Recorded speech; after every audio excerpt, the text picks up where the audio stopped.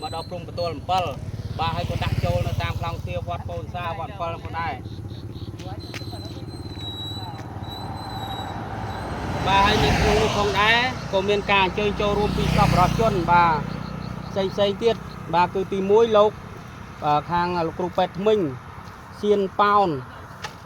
và $10 thì pi lục sọc miền lụa lan tình lan nước phơi tạc con nè rồi nó phun bao piยังได้$27thì bay lục con prop pư và chòm chơi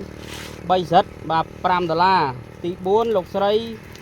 pin hôi và $5ในจุดวอน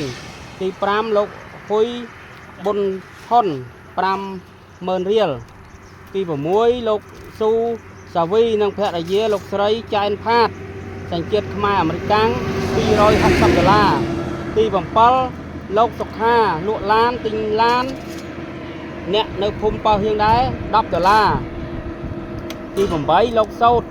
សំនៀង20,000 រៀលទី9លោកស្រីឈៀងណារ៉ុនណារីបាទសំតោឈៀងណារីបើកអសតឋាននៅផ្សារព្រៃទាអ្នក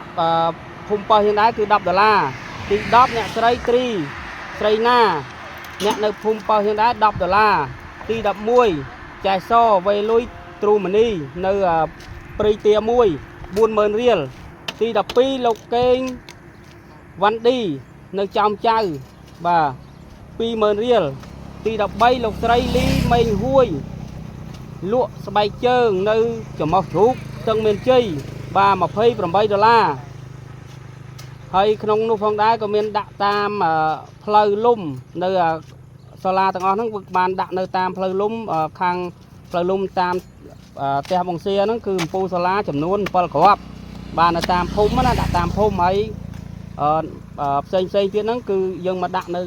តាមបណ្ដោយផ្លូវ 71C យើងហ្នឹងនឹងចូលច្រកវត្ត7ហើយការចំណាយផ្សេងបាទគឺអស់$80ហើយសរុបទឹកប្រាក់ដែលចំណាយទាំងអស់បាទគឺ$1,241បាទសូមអរគុណដល់សប្បុរសជនផងដែរដែលបានតែងតែជួយឧបត្ថម្ភបាទតាមរយៈលោកចាន់សុកច័ន្ទដែលជាសប្បុរសជននៅរាជធានីភ្នំពេញ